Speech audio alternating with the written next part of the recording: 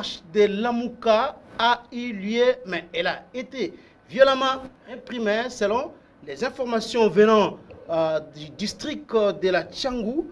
Beaucoup d'images et des images choquent, notamment celle d'un journaliste, Patient Ligodi pour ne pas citer son nom, traîné comme un vulgaire monsieur par la police. Beaucoup de polémiques aussi par rapport à la déclaration, des déclarations tonitruantes de Martin Fayoulou contre le président Tshisekedi. On m'a mis les doigts partout, Dixit Martin Fayoulou, et beaucoup d'autres choses qui seront passées au peigne fin au cours de cette émission. Les serviteurs de la République qui reçoit aujourd'hui deux confrères journalistes. Il s'agit bien entendu de Patrick Eyale qui est promoteur de Génie. C'est un média en ligne qui vient de naître dans l'espace, le paysage médiatique congolais. Patrick Eyale est sur ce plateau.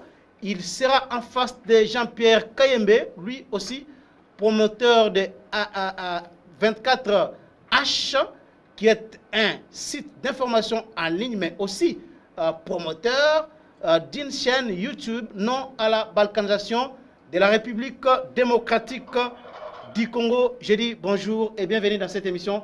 D'abord à Patrick Eyale. Oui, bonjour Charles-Équin. J'en profite pour dire bonjour aussi à Jean-Pierre. Ça fait longtemps que j'ai eu à croiser le fer avec lui. Je profite de sa présence pour dire qu'il est l'un des rares avec qui on ne partage pas les mêmes idées, les mêmes convictions, mais pour qui j'ai un certain respect. Parce que, voyez-vous, il y a une espèce, dernièrement, de choses que je n'ai pas particulièrement aimées de la part de la confrérie. Mais, nonobstant ces fâcheries, ces bouderies, avec certains confrères, mais je tiens à le remercier parce qu'il garde toujours de la hauteur. Je vois même sur sa page Facebook quand il est attaqué violemment par les partisans du président ou d'autres partisans encore sur ses convictions à lui, il garde une zénitude et je tenais à lui tirer mon chapeau. C'est un garçon très bien éduqué. De toutes les façons, Jean-Pierre Kayembe, que nous recevons aussi pour la première fois dans cette émission, à qui j'ai dit bonjour Jean-Pierre Kayembe, bienvenue. Bonjour, merci de l'invitation. Patrick, c'est que cette considération est réciproque. Il y a bien longtemps qu'on a eu un débat contradictoire avec lui, mais les rares fois qu'on a pu se rencontrer sur un plateau, nous savons toujours trouver des mots pour parler de l'autre. J'apprécie ce qu'il fait, je le félicite en passant pour le génie qu'il a lancé. Et de temps en temps, nous ferons un tour chez lui, prendre quelques infos pour les exploiter. Pour le reste, la considération est réciproque. Je pense qu'il est possible de tisser les ponts par-dessus nos différences. Moi, quand je vois des confrères se rentrer dedans sur la place publique, il arrive que je perde de temps en temps mon latin. Je me dis, mais c'est pas possible. Au-delà de tout, au-delà de la petite différence qui peut exister entre nous, nous demeurons frères, nous demeurons confrères, et nous devons en tant que tels nous respecter mutuellement, même quand nous sommes sur le plateau télé et que nous avons des profondes divergences. Sinon, je suis content de venir ici, c'est la première fois, j'espère que ce ne sera pas la dernière. Merci beaucoup. Marche réprimée, Eteni libéré, l'état des droits en danger. C'est une question et c'est là même le thème de cette émission Les serviteurs de la République. Patrick Eyale, vous avez suivi bien entendu le déroulement, si pas l'étouffement de cette marche qui a été reportée par le gouverneur de la ville, Jean-Tini Ngobila. Est-ce que pensez-vous qu'en ce moment, ici, dans un contexte où nous avons un président de la République qui ne perd jamais une seule minute de rappeler aux Congolais que nous sommes dans un état de droit et qui a toujours brandi le fait que depuis qu'il est arrivé au pouvoir, il y a liberté d'expression, les réfugiés, les exilés politiques sont rentrés au pays. Et aujourd'hui, que l'on voit ces spectacles où la marche est violemment réprimée par la police, pensez-vous vraiment que c'est ce que l'on attendait du changement tant prôné par Félix Tshisekedi? L'usage de l'adverbe violemment est, vous le conviendrez avec moi, abusif, alors même très abusif, parce que ma mémoire ne m'a pas flanché. je suis encore assez jeune, bien que la calvitie poussée, la barbe blanche, la barbe grisonnante apparaît. Je me souviens de ce qu'était une répression violente. Pour avoir assisté à plusieurs marches, cette répression, si on peut l'appeler ainsi, on va garder le mot répression, ne pas comparer à ce qu'on peut appeler une répression violente. Même Martin Fayulu, l'organisateur, on sait quelque chose. Lui qui a, une fois au cours d'une marche, subi un traumatisme crânien qui l'a amené à l'hôpital. Donc, vous vous souviendrez encore que M. Fayulu se retrouvait flashé d'une arme, je ne sais pas quelle était cette arme qu'on avait utilisée contre M. Martin. On avait parlé des balles en caoutchouc qui étaient utilisées. Voilà. Donc on constate au jour d'aujourd'hui qu'il a même été fait interdiction même d'utiliser les armes létales, même des balles en caoutchouc. Ce balle prétendument en caoutchouc qui avait coûté la mort à Rossi Chimanga personnel. Donc il faut que l'usage des mots soit respecté. Il y a eu une répression, mais... Alors vous dites que la répression n'était pas violente, c'est ça? Parce que vous refusez l'adverbe violemment et vous pensez que la marche n'était pas réprimée, il n'y a pas eu violence. Non, il y a eu répression. Parce que lorsqu'on dit violemment, c'est-à-dire qu'il y a eu violence. Il y a eu répression. Mais il n'y a pas eu violence. Mais quand vous ajoutez l'adverbe violence, j'aimerais... Violemment. Violemment, j'aimerais maintenant, moi qui suis généralement pas en manque de vocabulaire, je ne sais plus trouver un vocabulaire pour décrire les répressions qu'il y avait il y a quelques années. Si celle-ci était une marche répressive avec violence. Donc, vous me trouverez un mot. Je pense que l'Académie française n'a pas encore créé un mot alors pour décrire les répressions qu'on a subies il y a quelques années. Bon. Maintenant, j'aimerais entrer dans le vif du sujet. Ceci étant balayé, je me demande même pourquoi l'autorité de la ville a interdit cette marche. Je m'étais déjà posé la question de pourquoi avoir interdit. Je crois que le gouverneur de la ville... à mon humble avis, il n'y avait pas lieu d'interdire cette marche. Même sous le prétexte de Covid-19. Parce que même si on prend ce prétexte, cela, moi j'aime que la cohérence ne quitte pas mon esprit, enfoncerait l'hôtel de ville. Parce qu'il n'y a pas longtemps, on a vu des concerts. On se souvient que l'UDPS avec Augustin Kabouya tient régulièrement des matinées politiques. Donc, ce prétexte ne tenait pas la route. Moi, je pouvais le comprendre s'il avait argué des prétextes de violence. Parce que j'ai suivi certaines vidéos, j'ai suivi certains appels où des gens demandaient à ce que les gens sortent dans les rues, que les gens cassent, que les gens brutalisent. Si on avait même pris cet angle, j'aurais pu comprendre le sens des interdictions. Mais encore que, on n'a pas évoqué cet angle. Il est revenu pour évoquer le fait qu'il ne pouvait pas y avoir marche le 15 septembre parce qu'il y avait rentrée parlementaire. Là, je peux encore le comprendre, mais dans ma cohérence, j'estime qu'il n'y avait pas lieu d'interdire cette marche. Mais maintenant... Mais il n'a pas interdit, mais il a reporté. Il a décalé un peu au lieu que ça se passe les 15. Il a dit que ça soit les 17. Voilà. C'est une autorisation, mais décalée. Finalement, il avait proposé de reporter au 17. Bon, même si je pense que je continue à penser qu'il n'y avait pas lieu de leur interdire. Pourquoi? Au regard de ce qui s'est passé, au regard de la faible mobilisation, c'est pas moi qui le dis.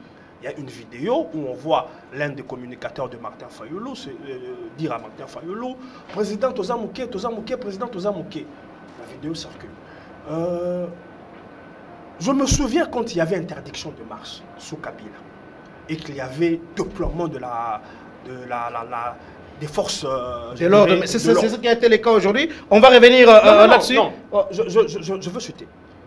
Aucune interdiction, aucun déploiement des forces quand l'opposition avait le vent en poupe n'empêchait l'opposition de marcher.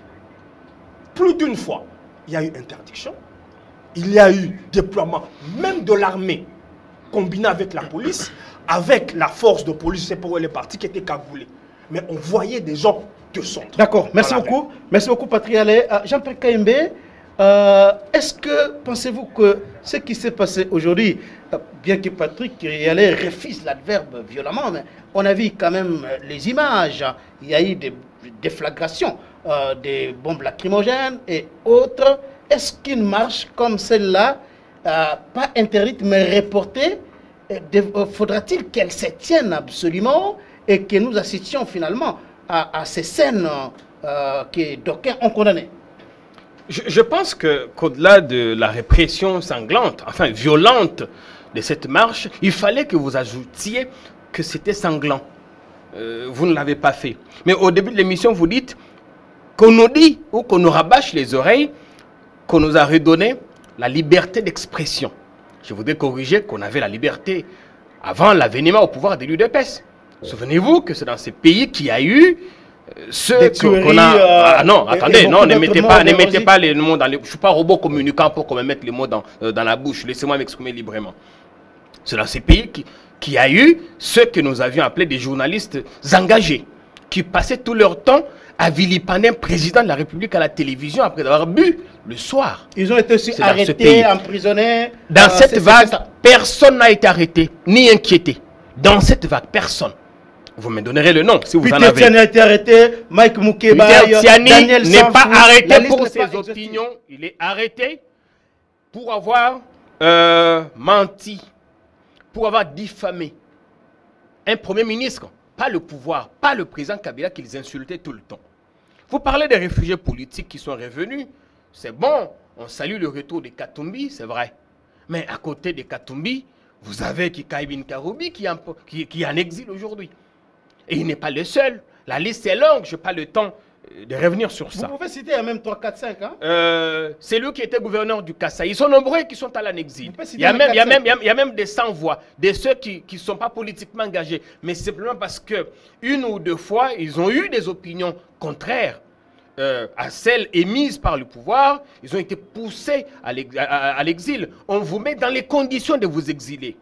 Mais vous le savez si bien que moi, que l'ONU, le Bureau des Nations Unies aux droits de l'homme, a fait un rapport accablant contre le pouvoir, qu'il y a une régression en termes de liberté d'expression, des libertés individuelles, des droits fondamentaux. Régression par rapport au régime Kabila? Par rapport, régression, enfin... Non, mais parce que Patrick Allais a fait une comparaison, il a fait un parallélisme. Je parle du rapport du BCNUDH qui dit, qui documente qu'il y a une régression. Les personnes qui sont ciblées, sont des journalistes, des militants pro-citoyens, mais aussi les acteurs politiques. Et ces menaces viennent généralement du camp au pouvoir. La dernière en date, c'est la journaliste Tatiana Osango. Elle n'est pas journaliste, elle est l'UNPC. Et les journalistes, calmez-vous, calmez-vous. Non, je parle du communiqué officiel de l'UNPC. Que l'UNPC dise que Tatiana n'est pas journaliste est un aveu d'impuissance. Parce que l'État congolais confère à l'UNPC le pouvoir d'encadrer les journalistes, de les identifier. Si quelqu'un exerce et qu'il n'est pas détenteur d'une carte de l'UNPC et que notre union, aussi inefficace qu'elle est, c'est un aveu incroyable d'impuissance. C'est un aveu d'impuissance. Et dans le cas d'espèce, nous devrions apporter notre soutien à Tatiana. Peu importe ce qu'elle a fait. Au nom de la confrérie, que de se dédouaner, de dire non, on lave les mains. Ok. Et ceci étant dit, la marche d'aujourd'hui, nous sommes quel jour? Nous sommes un certain 15 septembre. Le monde célèbre la journée de la démocratie. En pareille date, chez nous, nous étions censés, surtout pour le régime qui prétend incarner la démocratie, les libertés individuelles, l'état des droits et ainsi de suite, nous devions promouvoir, poser des gestes qui vont dans le sens de donner encore un sens à la démocratie. Bien au contraire, on l'a tué. La marche a été... On a tué la démocratie. Je ne dis pas qu'on a tué des gens. On a tué la démocratie. Parce que déjà le fait... Attendez-moi. Déjà le fait qu'on ait interdit une marche. Faut-il vous rappeler ici que nous sommes dans un régime informatif. Hier, l'UDPS a marché contre la volonté de l'hôtel des villes parce qu'ils ont argué le même argument. Aujourd'hui, quand on dit on vous informe, on ne demande pas l'autorisation, Goubila sort les canons à eau. Ngobila sort. Moi, j'ai vu des véhicules de militaires. La police militaire. Moi, je l'ai vu. J'ai vu des dizaines de véhicules de police. Des policiers armés jusqu'aux dents. L'image qui reste collée au régime, c'est la brutalité hors pair avec laquelle le journaliste Patient Ligodi, aussi inoffensif qu'il était, la brutalité avec laquelle il a été traité. Alors si on a fait ça d'un journaliste qui n'était pas armé, même pas d'une arme blanche, mais qu'est-ce qui ne nous fait pas dire que d'autres militants ont même été tués? Il faut attendre le décompte. Il faut attendre. Est-ce que vous imaginez que M. Fayulu ait été doigté jusque dans son intimité d'homme par notre police? C'est ça la démocratie à la Tshisekedi? Non, qu'on se le dise. Aujourd'hui, le 15 septembre, M. Kankou, le pouvoir de l'UDPS a enterré la démocratie. On dit, non, la marche était interdite, ainsi de suite. Les raisons évoquées par Ngobila, Patrick l'a si bien dit. Mais reportée, c'est ça. Elle était d'abord interdite. Il a cherché des subterfuges pour la reporter. Il ne revient pas à M. Ngobila de dire, non, aujourd'hui c'est la rentrée. De quel parlementaire parle-t-on? Les mêmes que IGF a traité de corrompus, les mêmes qui sont passés de gauche à droite en pleine législature, ce sont ces parlementaires. Je pense qu'ils ne méritent pas du respect. L'IGF a dit qu'ils sont corrompus. L'IGF est le vôtre, non? Il est avec vous, non? Il a dit qu'ils étaient corrompus. Est-ce que quelqu'un de corrompu mérite du respect? Mais non. Mais Patrick a mis en parallèle ici la répression des manifestations du temps de Kabila. Il a dit que là, ça s'est soldé toujours par une comptabilité macabre et qu'aujourd'hui, ce n'est pas le cas. Il y a bilan. Il n'y a pas de morts, bien que la police ait tiré des bombes à gaz lacrymogène, mais il n'y a pas eu quand même de morts. Est-ce que ce n'est pas une évolution? Ce n'est pas un point positif? Ne peut-on pas saluer le professionnalisme de cette police? L'évolution aurait été que cette marche soit actée, autorisée, et qu'elle ait eu lieu sous l'encadrement de la police qui, sans doute, se mettrait à mettre hors d'état de nuire les fauteurs des troubles. C'est ça qu'aurait été l'évolution. N'oubliez pas que c'est dans ce pays que M. Fayulu, marchant une fois, a vu son véhicule être saccagé par notre police. C'est dans ce pays. N'oubliez pas que c'est dans ce pays que M. Jean-Pierre Bemba... Ok, hier, oui, je vous prends au mot. Hier, quand, par inadvertance, je le regrette, un policier tire, sans doute qu'il était dans une situation de légitime défense, tire sur mon ami et frère Rossi, qui a laissé une femme et des veuves et des orphelins. On dit c'est Kabila. Vous voyez? On n'a pas vu le policier. Parce que j'ai vu des condamnations complaisantes du gouvernement. Non, nous condamnons. Mais j'aurais voulu que M. Patrick Kialé, pour qui j'ai du respect, dise aujourd'hui que ce qui s'est passé, les journalistes, les policiers qui ont brutalisé M. Ligodi, avait été envoyé par Tshisekedi. Parce qu'hier, ils ont dit c'est Kabila qui a tué Rossi. Ils mettent ça sur son compte. Donc, c'est Tshisekedi qui a brutalisé. Parce qu'on n'a pas vu Kabila sur le terrain. On ne l'a jamais vu sur les terrains de manifestation, armes à la main, tirant sur les manifestants. C'est des bavures policières qu'il faut condamner, d'où que ça vienne. Mais hier, on a attribué ces bavures à un camp. Et aujourd'hui, je vous l'ai dit pour terminer, l'image de ces journalistes aussi professionnels restera à jamais collé au pouvoir. Et ce n'est que le début, parce que ce qui s'est passé aujourd'hui enclenche un autre dynamisme de terrain. Et vous allez voir que les marches vont se multiplier jusqu'à ce que le régime dictatorial recule, parce qu'il y a des velléités dictatoriales qu'il faut dénoncer ici. Alors, si on ne les fait pas, ce sera une carte blanche qu'on accordera à M. Jean-Pierre Patrick Kialé. Aujourd'hui, j'ai lu beaucoup de communiqués, BCNTDH, MONUSCO, États-Unis. Il y a des communiqués qui pleuvent pour condamner notamment cette image choc de voir un confrère journaliste, Patient Ligodi pour ne pas les citer, traîné par terre par des policiers.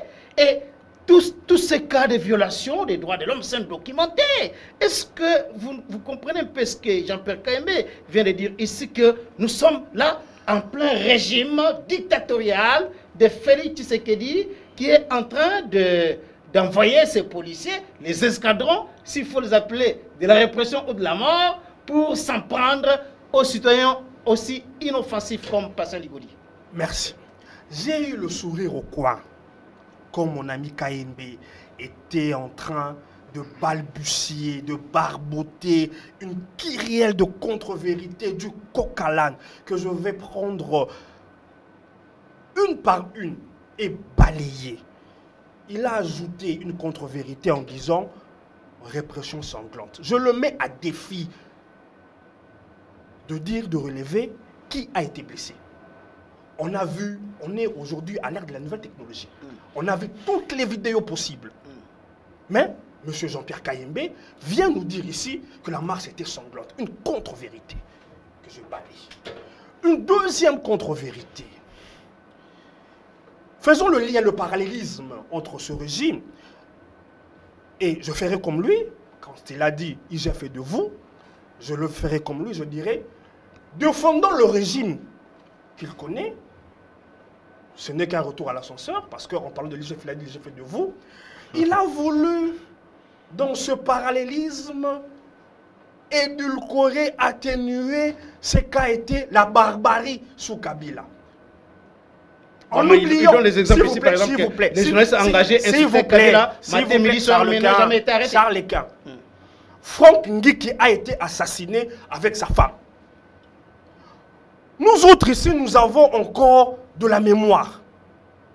Franck Ngiki a été assassiné. Aucune condamnation, jusqu'à aujourd'hui, du gouvernement. Je veux maintenant lui montrer la différence de mettre une bavure sous la tête d'un gouvernement. La différence se situe où? Quand M.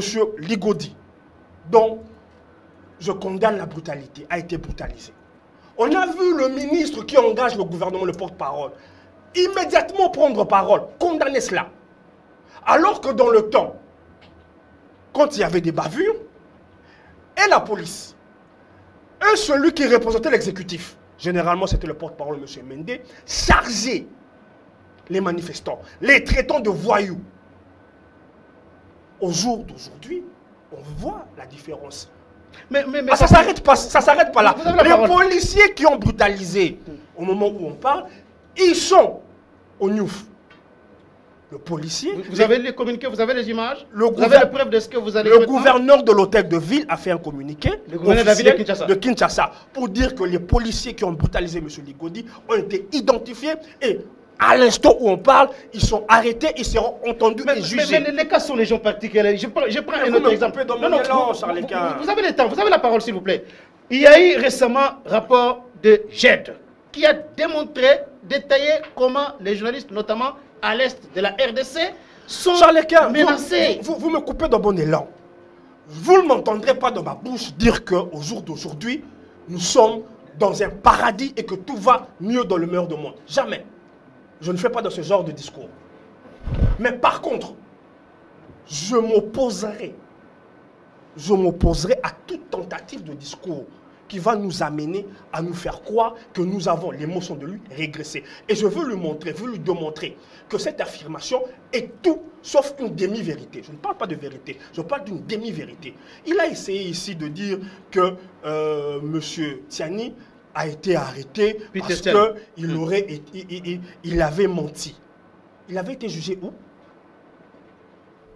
Il avait été jugé où? Quel est ce jugement qui a établi, qui sont allés à procès et on a déclaré que M. Tiani avait fait de la diffamation? Il a ce jugement-là. Au jour d'aujourd'hui, les personnes qui sont inquiétées passent dans le processus normal de ce qu'on appelle être interpellé, voir si les faits qui vous sont imputés méritent d'être traduits en justice, et s'ils le sont, vous êtes devant votre juge naturel, vous répondez de vos faits, et au cas échéant, si vous êtes reconnu coupable, vous êtes assigné. Mais ici, on a vu et des journalistes et des politiciens aller en prison sans jugement. Sans jugement. Être pris Manu Militari, je vous citerai Ewanga, je vous citerai Mouyindou Zangui, je vous citerai... Donc, si je me mets à citer, vous avez demandé... J'en viens, je suis ça allonge la liste. Je suis tranquille. Vous l'avez demandé de citer les noms 2 ou 3. Vous avez vu comment il est escamoté, il est escarpé pour échapper belle. Mais moi, je peux vous citer des noms des gens qui ont été mis en prison sans jugement. Maintenant, il a parlé de Kikaya Bin Karoupi. Un monsieur qui a fui alors qu'il n'était ni Alors que... Il est interdit de quitter le pays. Il est interdit de quitter le pays. Il a fouillé. Vous lui avez demandé de citer les noms de personnes en exil. Je vais encore en citer un pour lui. Le général John Numbi, soupçonné dans l'affaire du meurtre de Chibéa. Kalev aussi. Kalev aussi. Ce sont des exilés politiques aujourd'hui. Hein? Des personnes. Ils sont assimilés ou considérés comme exilés politiques. Non. Des personnes qui ont fouillé la justice. Fouillé la justice. Parce que ils ont des dossiers, non avec l'État. Pour certains comme Kalev. Il n'a pas un problème avec l'État. Il a un problème avec des individus, entre autres M. Mouyambo. Mais Patrick, est-ce que le fait que vous voyez aujourd'hui des communiqués pleuvoir un peu de partout, les États-Unis, l'Union européenne, condamner ce qui vient de se passer ici, vous ne voyez pas que le régime de Tshisekedi, qui peut-être pour certains a une bonne presse au niveau international, est en train aujourd'hui de noircir ses cases et peut être considéré comme, Jean-Pierre Kambé vient de le dire ici, un régime dictatorial ou qui verse déjà dans les dérives dictatoriales. Encore là, un abus de vocabulaire, un abus, quand on veut, si on veut parler de dictature, même enfin, il faut qu'on apprenne à respecter les mots et leur sens. Il faut qu'on apprenne à respecter les mots et leur sens. Si on parle aujourd'hui de dictature, lui qui a si bien fait de m'identifier, automatiquement, de s'identifier aussi. Alors, qu'est-ce que nous pouvons dire? Qu'est-ce que nous allons dire du régime qu'on a vécu pendant ces 18 ans, sous la conduite de M. Kabila?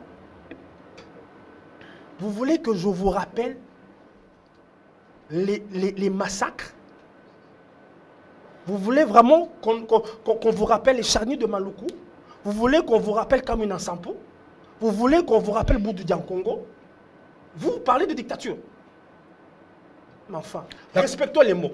Je vais terminer parce que vous m'avez coupé dans mon élan quand il citait la kyrielle des contre-vérités qu'il a déballé. Il a voulu faire un fourre-tout, faire feu de tout bois.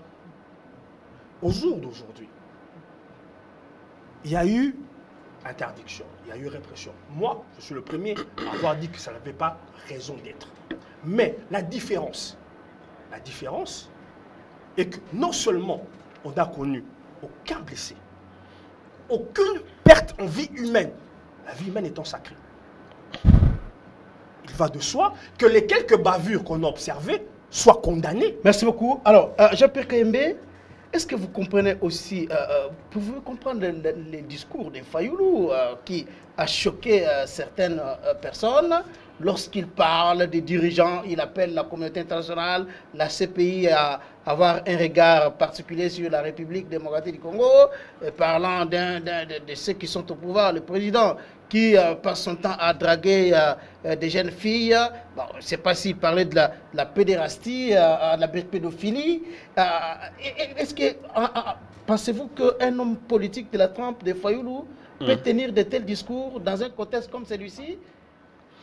Merci pour la question, mais permettez-moi de faire un toilettage technique. Vous savez, je signe et persiste qu'il y a eu non seulement une répression sanglante, mais violente et brutale. Sanglante, encore faudra-t-il les images existent. Ce n'est pas pour la première fois dans ce pays. Au mois de juin 2020, cette fois-là, c'est le parti au pouvoir. Parce qu'on s'offusque aujourd'hui, prétextant que Fayoulou a marché contre la volonté de l'hôtel de ville. Hier, c'est l'UDPS qui a marché. Également contre la volonté de l'hôtel de ville. On était cette fois-là, pire, en situation d'état d'urgence. L'UDPS a marché. Il y a eu mort d'homme. Il y a eu mort d'homme, y compris même des forces de l'ordre. Ça, on ne l'a pas dit.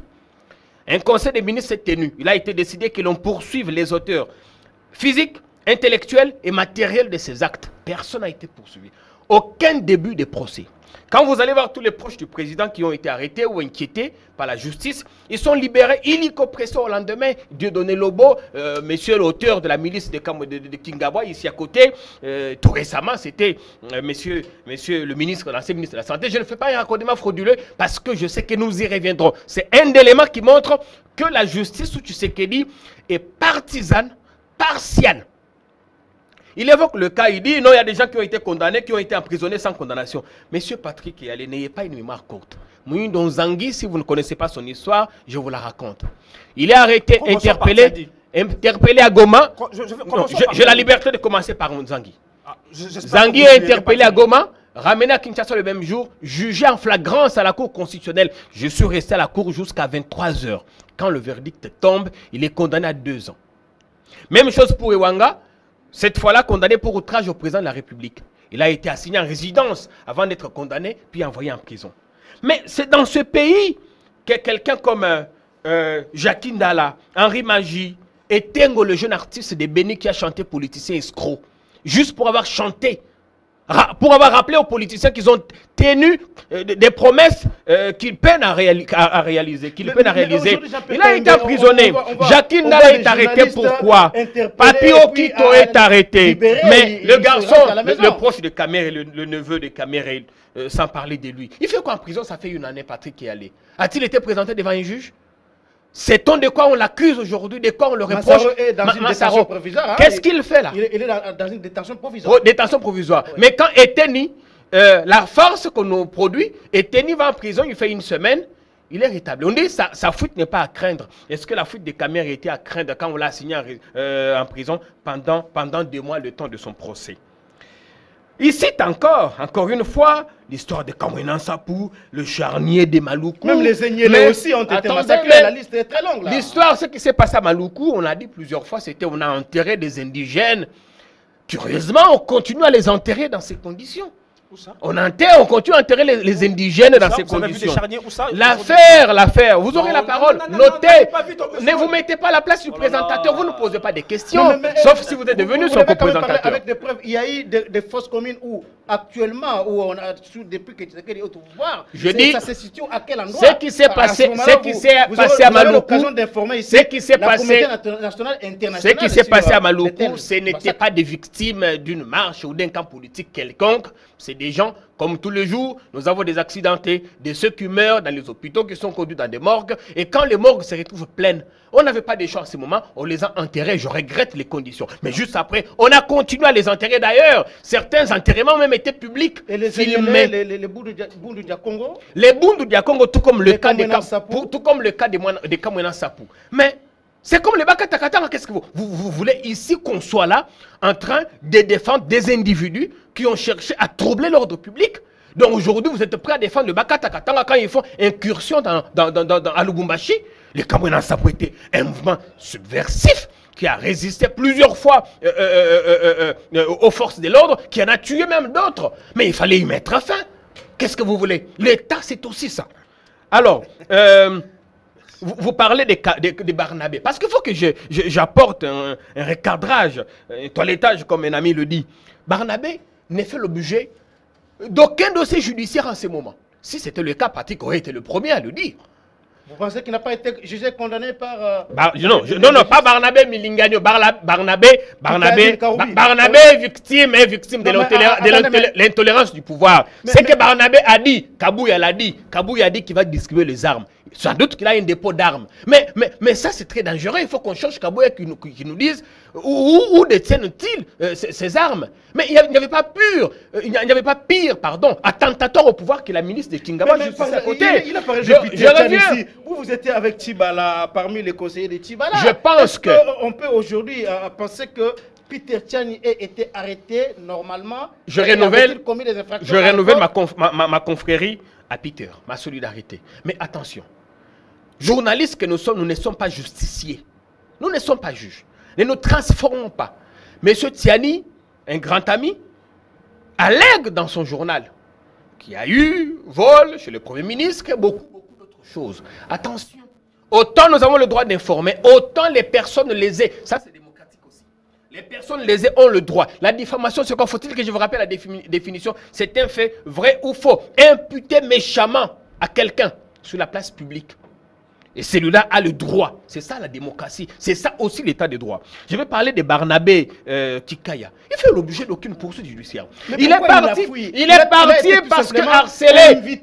Non, attendez, Jean-Pierre, il a tout simplement été invité. Jamais été invité. Mais pourquoi il a pris fuite? Jamais été invité. Si, je mets quiconque à défi. Balancez-moi l'invitation. Parce que maintenant, avec votre régime, tout ce qui s'est fait est mis sur la place publique. Même après cette émission, mettez l'invitation de Kikaya. Kikaya n'a jamais fait l'objet. Parce que Kikaya n'était pas seul sur cette fameuse liste inventée de toutes pièces. Ah, vous parlez de la liste. La liste, l'histoire des cartes Visa, inventée de toutes pièces. Mais si Kikaya a fui, si Kikaya a fui, Obemina Koué au pays, Chadari est là, pourquoi on ne les arrête pas? Pourquoi seulement Kikaya?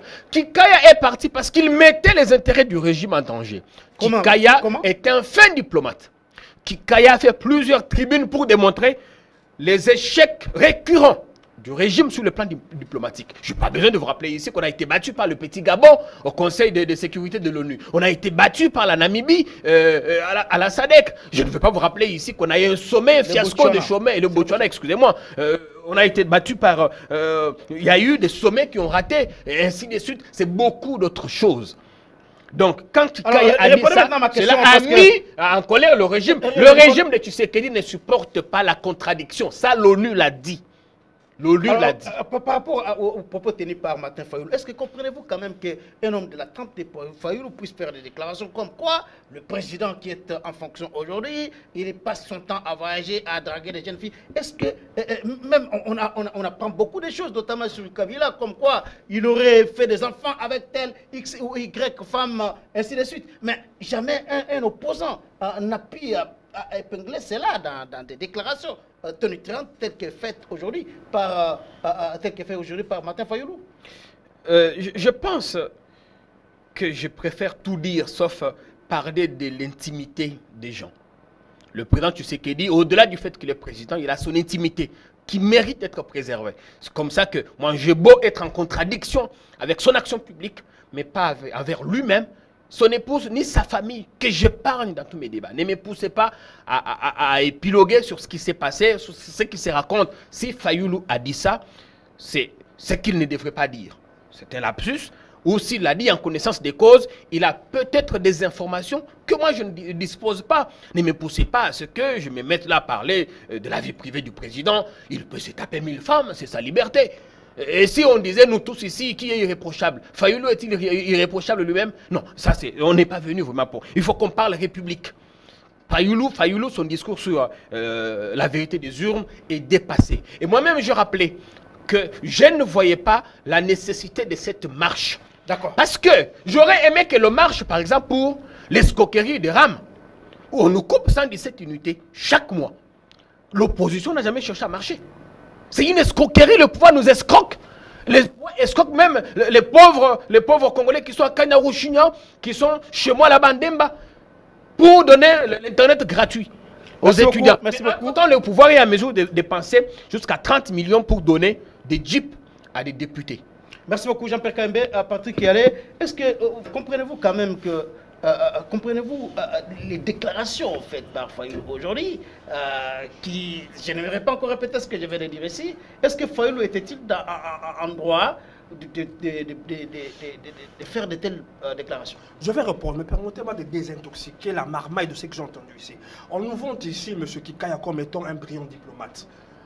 Il peut nous dire ici quels sont les mérites que Kikaya a fait à la République en termes de ce brillant diplomate qu'ils vont ici.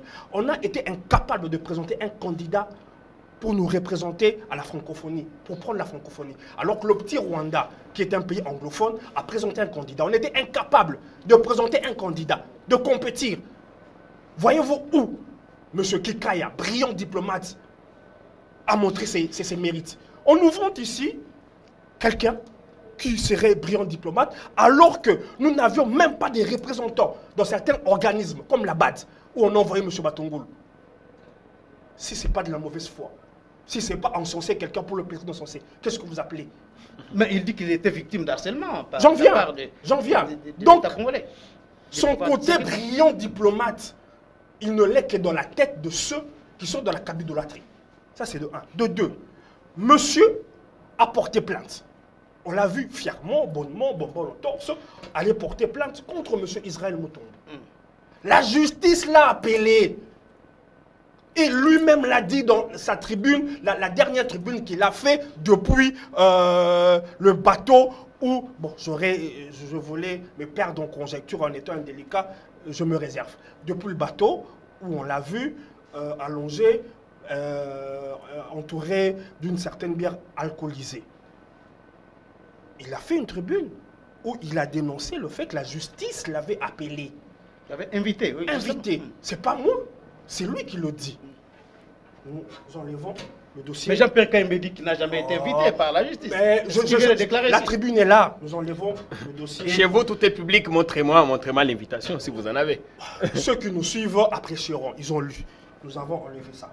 Il a dit ici, s'agissant de Tatiana Osango, vous m'avez interrompu dans le film, dit, il faut soutenir quoi qu'il ait fait. Quoi qu'il ait fait. Même s'il est reproché d'avoir fait l'incitation à la haine tribale. Il faut soutenir. Voyez-vous les réflexions à géométrie variable selon que la personne que l'on défend abonde dans le même sens que vous. Parce que si je lui pose la question, s'agissant d'un autre confrère, à qui on reprocherait des propos pas orthodoxes, il n'a pas eu le même réflexe de dire qu'il faut soutenir tout d'abord. On l'avait soutenu en son temps. Peter Tsani, si vous ne voulez pas le citer. Permettez-moi, je voulais parler de Christophe Bossembe pour ne pas le citer dans l'affaire récente. Merci. Je veux encore élaguer un autre point cité ici. Il est parti dans tous les sens. Vous savez que la justice a convoqué M. Henri Yaff, ministre des Finances, PPRD. Jusqu'aujourd'hui, le monsieur a refusé de répondre. Donc, et ça, c'est l'état des droits dont on parle. Non, attends. Donc, venir ici avec des lunettes monoclaires où on ne voit que d'un sens. Mais c'est dangereux. La justice est aujourd'hui mise en mal. Moi, je le dis, et je ne cesse de le dire. Nous avons des cas, des gens de l'ex-pouvoir, appelés, mais refusés. Soupçon, je dis bien soupçon, d'une invitation que la justice devrait lancer à M. Youma. On a vu le secrétaire permanent du PPRD se revêtir d'un kimono de judo. Vous savez, ce jour-là, je me suis dit, la Wengetisation a cessé d'être une Wengetisation. Nous sommes entrés dans la boquetisation de la vie politique. Où monsieur, le secrétaire permanent, disait « Osez convoquer Youma ». Nous allons paralyser ce pays. Je ne sais pas si c'est à cause de cela que la justice... Mais est-ce que ce n'est pas ça le cas d'une justice sélective dont les gens parlent? Mais quand on parle de sélective, mais les gens que je cite ne sont pas du pouvoir. La justice a peur d'eux. Vous comprenez? La justice sélective veut dire qu'il y a une justice qui protège les uns. Il a cité les noms de gens que la justice... il a parlé ici d'Augustin Kabouya, de Lobo, il a parlé de Lobo, il a parlé de il n'a parlé que d'un seul camp. Qui entretenait à il n'a parlé que d'un seul camp, oubliant que la justice a par exemple libéré sans qu'il soit jugé Patient Saïbi. Il a oublié que la justice a convoqué Alain Yav qui ne s'est jamais présenté. Il a oublié que la justice a tremblé devant Youma. Notre justice est malade. Mais notre justice n'est pas sélective, mais elle est malade. Elle doit être sortie de la maladie qu'elle a été plongée pendant 18 ans. Et il y a un grand travail à faire. Maintenant, je veux répondre à votre question. J'ai essayé de me remettre dans le temps.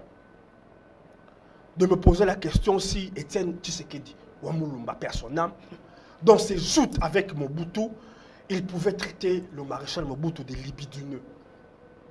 Je ne le vois pas faire ça. J'ai recouru à un passé récent où Joseph Kabila était président. Aucun jour, même lui, Martin Fayol, qui aujourd'hui, je ne sais pas qu'est-ce qui s'est passé, on ne l'avait jamais entendu sur ce registre-là. Alors que dans la ville, les rumeurs fusent. Je ne sais pas si elles sont fondées, mais les rumeurs fusent.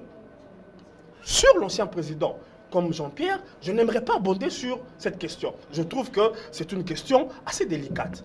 Et je suis sidéré que ce soit M. Fayulu qui ramène ces genres de débats. Qui quitte les débats de la CENI. Qui quitte les débats. Non. Qui quitte le débat de la CENI. Il allait plus loin, dire le président passe son temps à acheter des habits. Mais voyez-vous ça. Ça, nous ne sommes même plus dans la boquettisation. Nous sommes entrés maintenant dans la sankarisation. On dépasse même la wengetisation. Parce que écoutez ce qu'il a dit. Mais que M. Félix nous parle, par exemple, qu'on lui a mis des doigts partout, bon, je ne sais pas, dans toutes les voies buccales, nasales. Cette phrase me rappelle la vidéo qui restera célèbre où l'on voit M. Fayulu, M. Mouzitou, Mme Bazaïba et l'ex-gouverneur Kyungu perd son arme. Vous connaissez encore la vidéo où on leur montre tournant vraisemblablement une des meilleures pièces de théâtre. Ces déclarations, c'est dans la suite logique de cette vidéo. Dans un excès de bouffonnerie qui n'est pas digne de la stature de M. Fayulu. M. Fayulu a une stature aujourd'hui. Qu'on se le dise, on peut lui reprocher beaucoup de choses, mais M. Fayulu a une stature. Il ne peut pas se laisser aller. J'aimerais en profiter pour dire quelque chose qui n'est pas dans mes habitudes, pour une fois. J'en profite pour un peu féliciter M. Kabila. Il est l'un des rares politiciens congolais à garder son self-control, à garder son calme, à ne pas aller dans un langage ordurier, vulgaire, même si peut-être il utilise d'autres méthodes pour passer ses nerfs. Mais du moins, je lui reconnais ça. Parce que ce que l'on voit aujourd'hui, avec un langage... Donc ça veut dire que maintenant c'est plus pire que l'État de Kabila, c'est ce que vous voulez dire par là? Non. Le langage que l'on voit aujourd'hui c'est plus pire que l'État de Kabila? Non, ce que je veux dire, c'est que... Bon, on a entendu aussi des espèces comme Bololé et autres là. Est-ce que c'est vrai que Fayulu a parlé de Bololé? C'est ça la question. Je n'en croyais pas mes oreilles.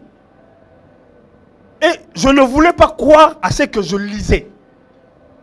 On m'a envoyé les vidéos où M. Fayulu dit clairement aux policiers, vous avez Bololé.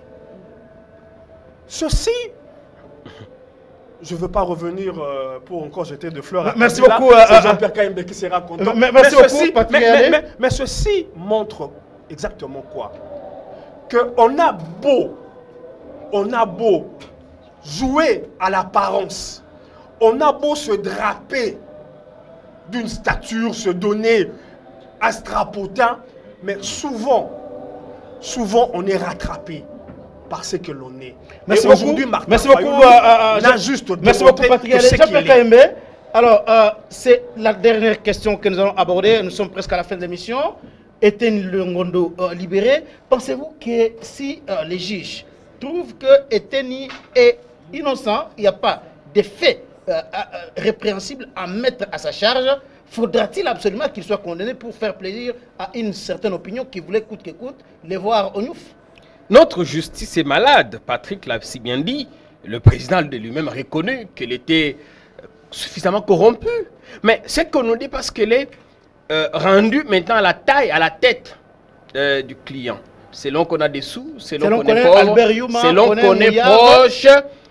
Il y a plus de kabylistes qui sont arrêtés maintenant que de Tshisekidistes. Mais ça, c'est n'a jamais répondu à l'invitation, Patrick l'a dit ici. Attendez, si l'invitation a été délivrée à Albert Youma, il n'est pas au-dessus de la loi. Mais les deux ne sont pas au-dessus de la loi. D'ailleurs, quand on vous adresse une invitation, seul l'État détient le monopole de la violence, quand on vous adresse une invitation et que vous ne répondez pas à la deuxième, à la troisième, on vous efforce. Pourquoi on ne le fait pas?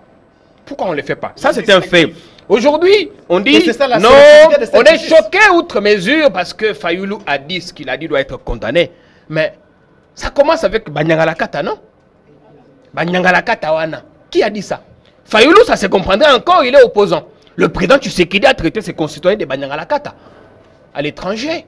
Voilà pourquoi Fayulu devrait traiter non, les policiers de ça ne s'explique pas. Tout écart de langage doit être condamné. À Lubumbashi, j'étais là, dans la ville en ce moment. Il dit, ceux qui s'opposent à l'état des sièges, est-ce qu'on est tous obligés d'être d'accord avec lui? Donc quand on n'est pas d'accord avec lui, on est contre lui, donc on devient sorcier. Vous voyez déjà au niveau de l'État, il y a cet écart de langage, excusez-moi de le dire. Et que Fayulu le dise aujourd'hui, ça ne m'étonne pas. Ça ne me met pas parce que déjà avant ça, il y a eu pire. Kikaya, parce qu'on en parle. Il faut que je dise un mot.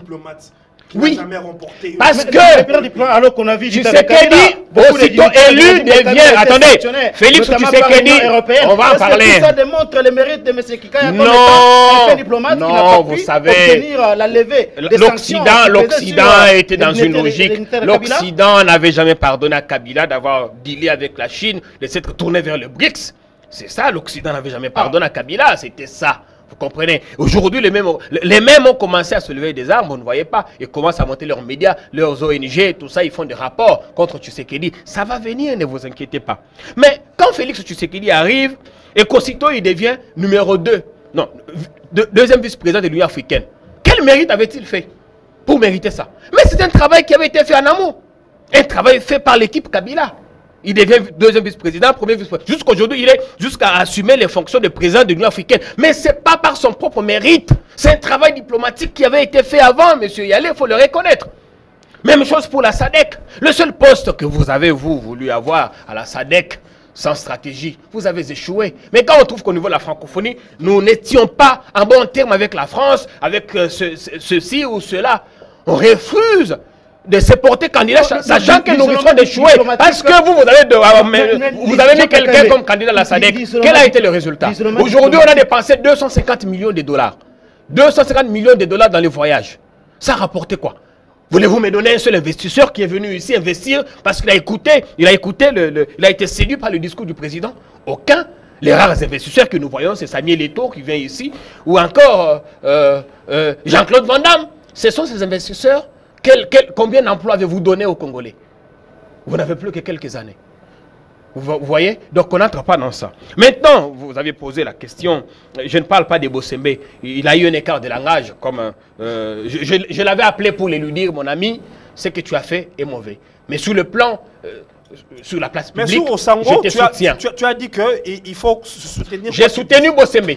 J'ai rien publié contre lui dans cette affaire. Ceux qui nous suivent Seulement, le soutien que je vous apporte ne signifie pas que je ne dois pas vous dire ce que vous avez fait de mal. Au Betty Mabé, mais parce que ça c'est entre nous, mais Libanda... Vous avez eu à reprocher à Osango ce qu'elle a fait de mal? Je ne suis pas encore entré en contact avec elle. Dès que j'ai l'occasion, je le ferai. Vous voyez. Vous en avez l'occasion maintenant? Mais je pense que... On dit qu'elle a laissé... Je n'ai pas regardé la vidéo. On dit qu'elle a laissé un invité pousser les gens à la haine tribale, quelque chose comme ça. C'est condamnable. C'est condamnable. Mais dans tous les cas, ce n'était pas à elle qu'il fallait régler des comptes, plutôt à son invité. Qu'est-ce que vous voulez qu'on dise? Austin Longondo devrait être absolument condamné, même si les juges se trouvaient devant le fait que Etoni n'est pas coupable des faits. Il me semble qu'il n'a encore été présenté. Qui n'a pas encore été présenté devant le tribunal. Il semble, donc vous n'avez pas les faits. Je n'ai pas l'info.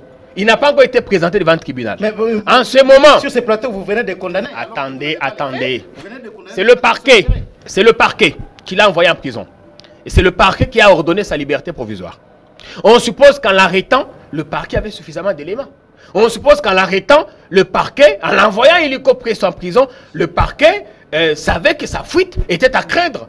Mais qu'est-ce qui s'est passé pour qu'il ne passe que quelques 2-3 nuitées dans sa cellule? D'abord, on nous a dit qu'il était malade, comme si les autres 8000 pensionnaires qui sont là-bas ne sont jamais tombés malades. Et il ressort, vous voyez dans les vidéos, on chante une de peste. Donc vous êtes contre sur le fait que même si un prisonnier, là-bas, celui qui est détenu, est malade, qu'il ne puisse pas aller dans des centres spécialisés pour recevoir des soins. Pourquoi pas, mais ils sont nombreux qui ne sont pas. Moi, je pense que la liberté, c'est la règle, comme on le dit. La détention est une exception.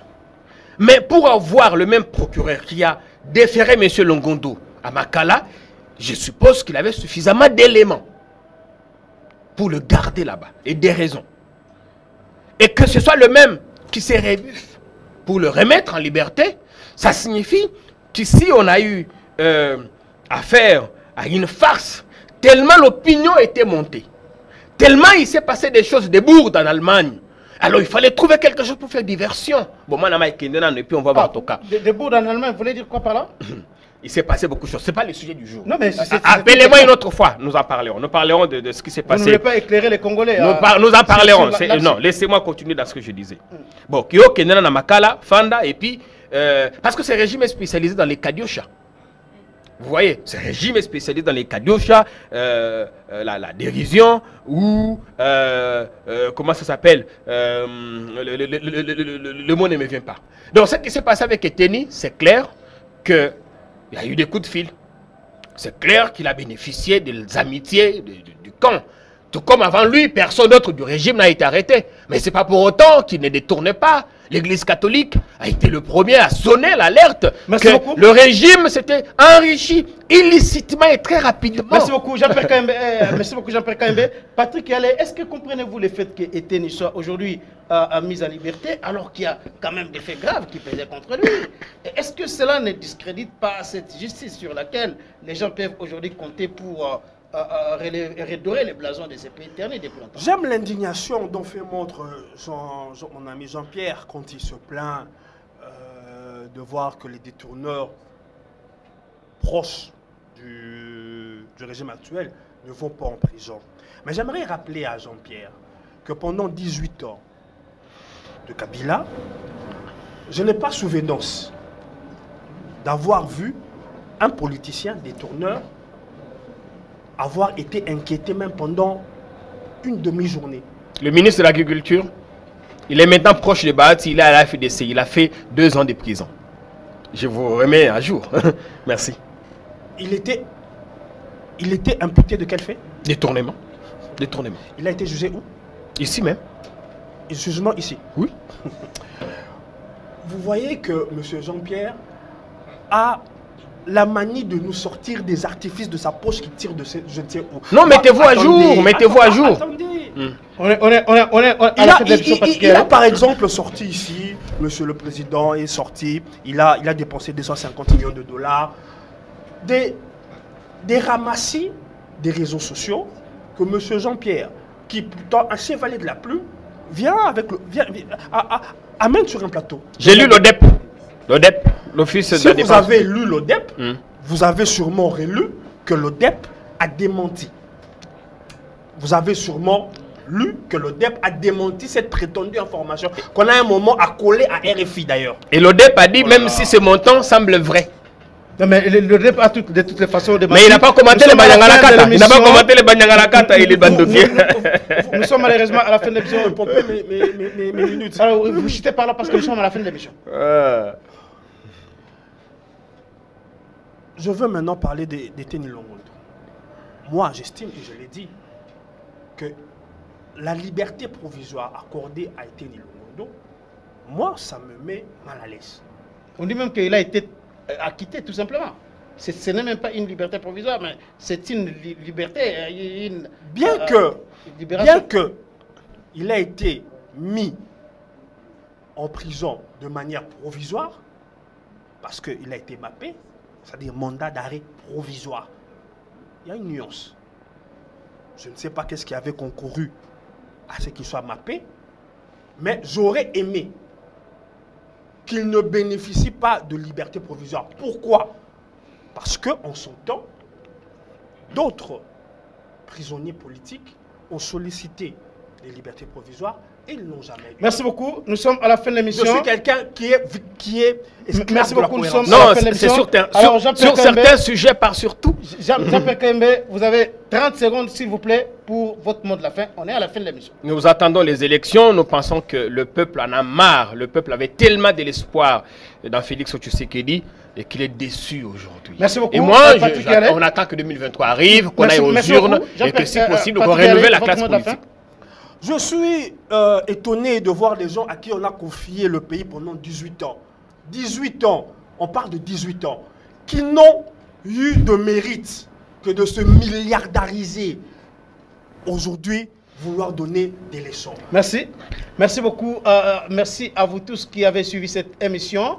Vous allez suivre l'émission sur la chaîne YouTube Songa Peuple TV, mais aussi La rediffusion interviendra ce jeudi à 14h sur Amen TV. Merci et bonne suite des programmes sur Amen TV, la télé autrement.